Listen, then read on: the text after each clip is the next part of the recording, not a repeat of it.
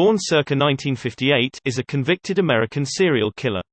On death row in San Quentin, Hughes was originally sentenced to life without parole for the murders of 4 women and girls in California, but in a later trial, sentenced to death for 3 additional murders of women, whom he was linked to via DNA profiling. Hi, John. How you doing? Good. I'm Laura. How you doing, Laura? And I'm glad to be able to talk to you. All right. I've talked to Fred quite a bit, and so I just basically want you to kind of tell me about yourself. Why did you agree to be interviewed?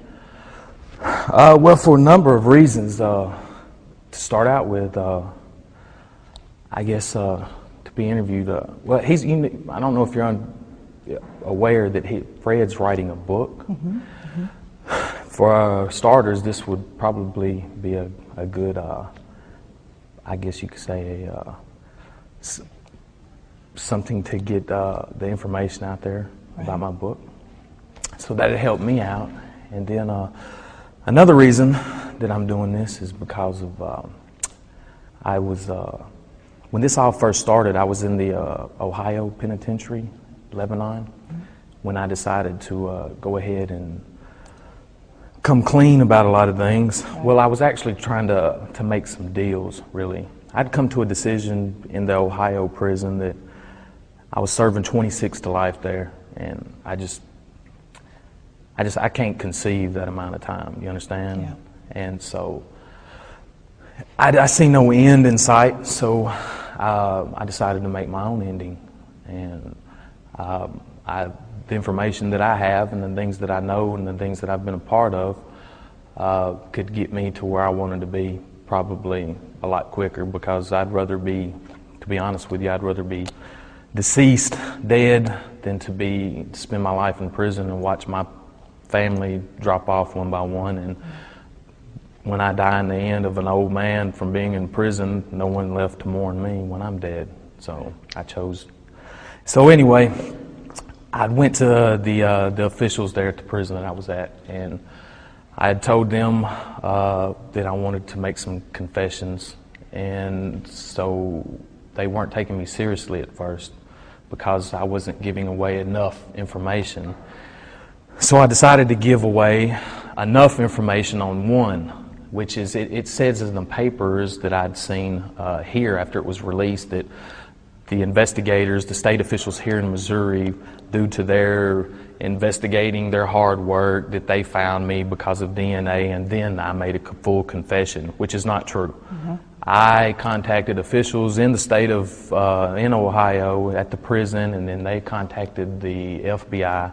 FBI came to me because of the information I gave them on this here. I gave them every detail that they have here on this homicide that I'm at, down to the, from the cell phone to the, everything. They didn't have no but where in sight. I mean, to be honest with you, they probably couldn't have found their bottom side with both hands, to be honest with you. Which murder is this? This is the Korilichik murder here in Missouri. Right, okay. So, anyway, so I gave them everything, but you know, there was deals that I told them, I'm giving you this. I've let the FBI, I've let everybody know, I'm giving you this much information in order to cut deals. But so far, no deals have been made. I've been getting shafted pretty much on every deal. But you know, it's cool because, I mean, I'm a pretty firm guy. If I give you my word, it's my word, and I'm not pretty much too much worried about anything else, really. What is it that you confess to? What is it that you want everyone to know? Well, this is I have given them enough information. Now you have to understand, I'm not a stupid guy. Mm-hmm. I'm pretty smart in a lot of things, right. But so. You know, I know how to give enough information and how not to give enough information. I guess you could call the investigators have something called holdback, that they hold back on investigations. Well, I have holdback also, so I keep holdback just enough to where they can't solve something, but they know it's true.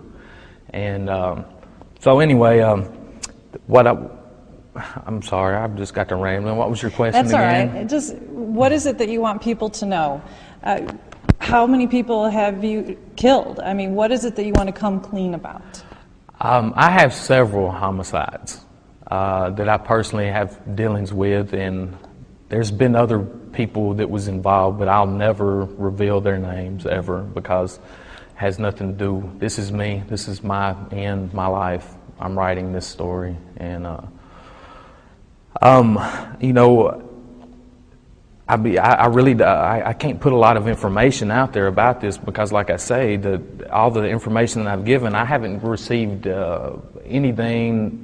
No types on any of the deals. I've just been getting, like I say, I've been getting mishandled, mistreated, I guess you could say, through this whole period of time, and they're not taking me like I need to be seriously. Do you understand what I'm saying?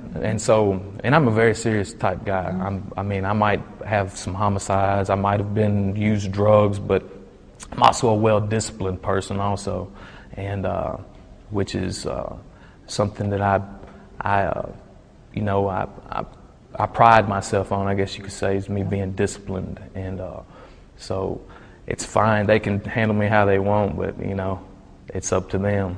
They can either listen to what I say, or they can carry on. Well, tell me what it is that you have told them that you want people to listen to. I mean, you want to control your destiny. That's right. That's right. That's a good way to. I mean, that's what this is all about. That's a good way to say it. So what is it that you have done that would mean that you would die for these crimes?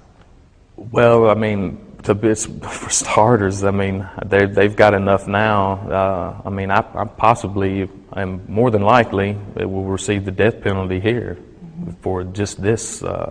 For this homicide, but I've been involved with the organization, affiliated for, this will be 18 years this year, and the organization that I'm affiliated with. Is that the Simon City Royals? That is correct. Mm-hmm. That's correct. I see you did your homework. Mm-hmm. So anyway, I've just. I guess when I was a child, I guess you're missing something, and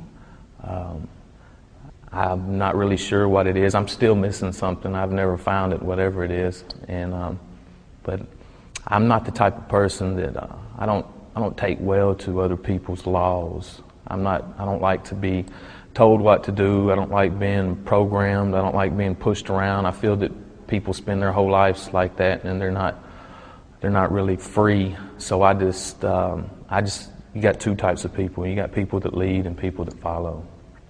And I just decided I wasn't going to be a follower. And I've rose through the ranks, through the Simon City Royals, and you become involved with things and that type of lifestyle. And I've seen and been a part of things. And, you know, that was my life. That's just how it is. You know, a lot of studies have said if you are a member of an organization, it's because you didn't have something in your family life, or they take, you know, a place of maybe not having a father or a mother or something. Is that what the organization fulfilled in you? No, I have to disagree with that. A lot of people, they do miss that companionship that you receive from a family, but I've always had that from my family. That's the one thing in life. I don't look at things as other people do. A lot of people, the only thing that I can say is that I love my family, and that's the only thing in life that I really even care about is my family and Miss Tudor, Dana Tudor, if you are aware of who she is. My daughter and my family, but you know, other than that, I just view things as objects, people, animals, trees, cars. They're just all the same to me. I feel that this. I just feel everything's pretty much is on this earth's a waste of time, really. Well, then let me ask you, John. How does it make it easier to kill someone because you vision everything, you look at everything other than your family as just one and the same? That's right. Basically an object. Right. Does that make it easier? I would have to say it would. I can't conceive or understand why families they seek for closure after things like this. I don't understand that. I don't understand how you got people that, like in militaries, that kill people, soldiers, and then they have to go through therapy and because I can't understand what it is that people, I can't figure it out why they feel bad. Why they feel that way. It doesn't happen with me. You don't feel bad about killing anyone? Not personally, that I've personally done myself, no. Why? Did these people deserve this? I would say some did, yes. There's probably been a couple that I guess they was wrong place, wrong time. Which would be this last one. That would definitely be wrong place, wrong time. What happened? What made you choose him? What was the situation leading up to his murder? I was losing, I guess you could say, control in the vehicle that I was in. So that was a way for me to, I guess to gain control again. Control of yourself or control of... That would be everybody that was in the vehicle. Okay. Everybody was, they'd already known, a lot of the people in there know me, and they may have personally seen things that I've done, but they know. Mm-hmm. You mean business? Exactly. Israel Keyes, January 7, 1978 to December 2, 2012, was an American serial killer, kidnapper, rapist, arsonist, burglar, bank robber, and necrophile, who murdered a minimum of 3 victims across the United States from 2011 to 2012, and is thought to have murdered 11 by the FBI following his unexpected suicide. In December 2012, while on trial, he admitted to violent crimes as early as 1996.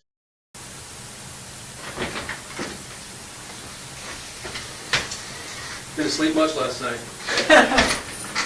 No, not that. These are good workout, apparently. I had muscles sore this morning I didn't even know I had. Really? Which muscles? Geez, that's a good thing you're going to get a full on. Just reminds me of like those late night infomercials that used to sell those machines that shock your abs and stuff. Oh. It's like that one. You had one? You bought one of them? No, Kimberly did. Oh, okay. But I tried it once just to feel over it. You get ripped from it? No. No, Rich, so you weren't too taken with the machine then, basically?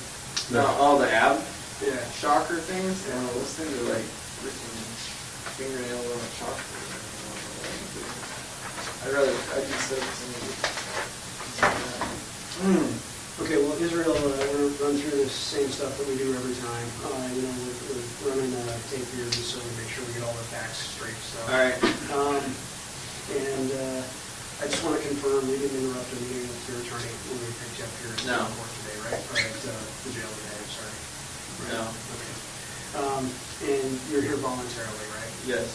Okay. You understand that we can't talk about anything to do with the case involving Samantha Koenig. If you do start talking about that stuff, then we'll have to stop the interview. We'll have to take you back to the jail. You understand that? Yes. Okay. I'm going to run through your Miranda rights here. I know we've been through them before, but we'll run through them one more time. Before we ask any questions, you must understand your rights. You have the right to remain silent. Anything you say can be used against you in court. You have the right to talk to a lawyer for advice before we ask you questions. You have the right to have a lawyer with you during the question. If you cannot afford a lawyer, one will be appointed for you before any question if you wish. If you decide to answer questions now without a lawyer present, you have the right to stop answering at any time. Do you understand these rights as I've explained them to you? Yes. And with that explanation in mind, are you willing to waive your rights and speak with us today? Yes. One other thing, you've got standby counsel appointed in this particular matter. I believe it's Rich Kurtner. Yes. And it may also be Jacqueline Walsh. I'm not 100% sure of that, but be that as it may, do you want either of those attorneys present today? No. Are you on any medications or any other substances that we should know about? No. And are you having any difficulty understanding where you're at or what's going on? No. I didn't think so. All right, now that we're done with that, I apologize. We're going to jump in here, and the first thing I got to tell you, Israel, we talked about a little bit earlier, that stunt yesterday in the courtroom did not go over well. With who?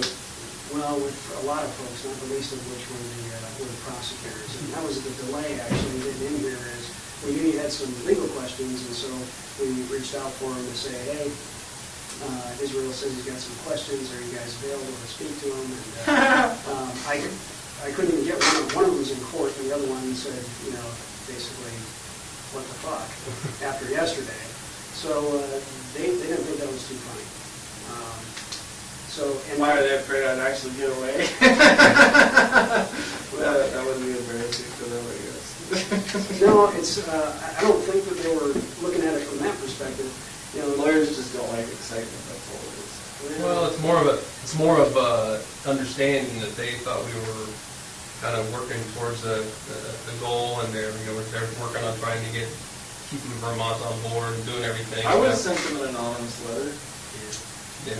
And so they're kind of wondering where we're at with that. Where are we at with what's changed since yesterday? More handcuffs. Yeah. What's changed for you, though? Nothing. Possibly additional charges.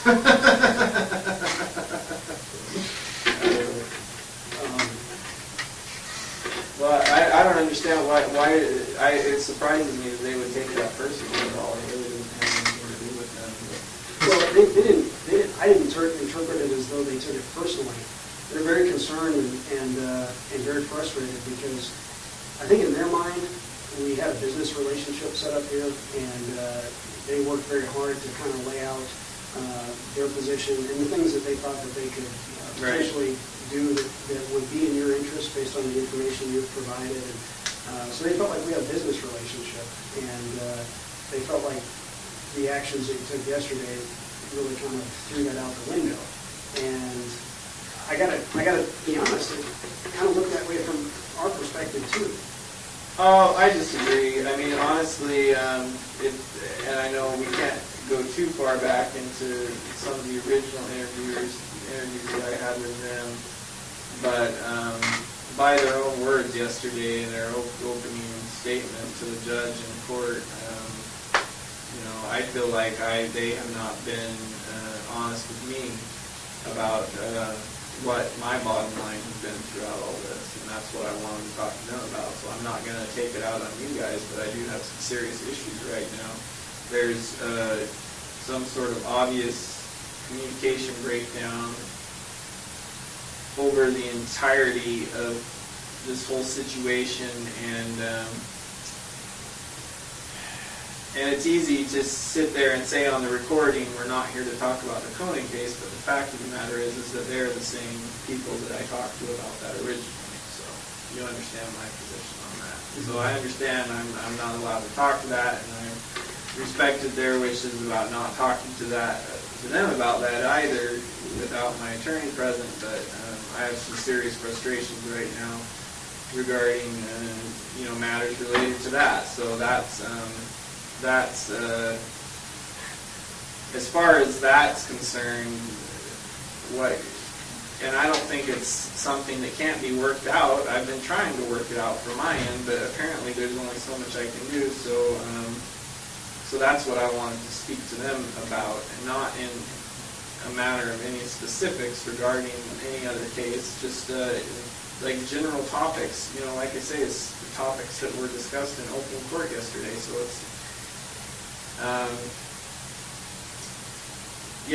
that's a frustration to me right now that they won't talk to me about those topics, but it's okay to talk about it in open court. That's I'm not buying that, so that's okay.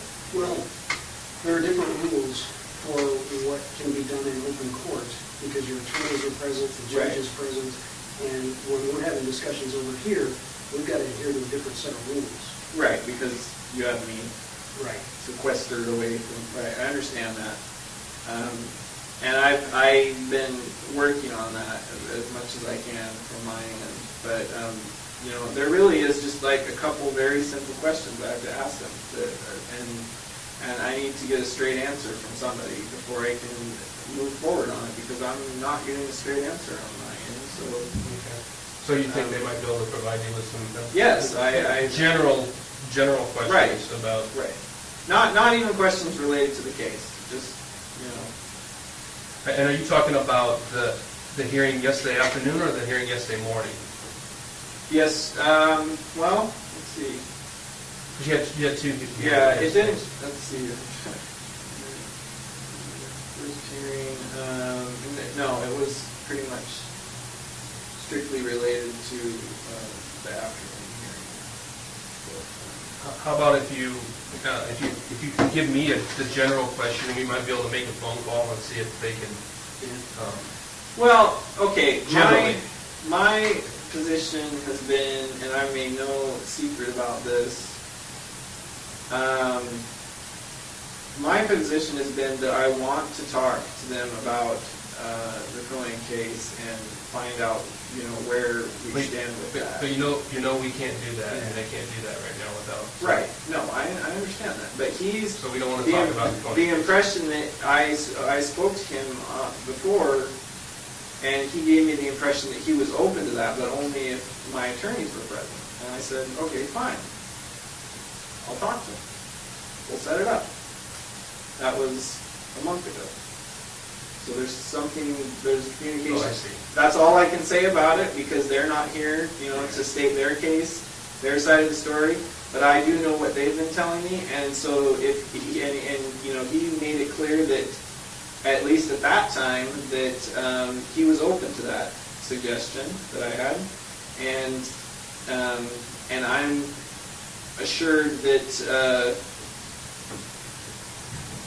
See, I guess it just comes down to I don't know who to believe right now, because there's there's a hitch in the communication somewhere.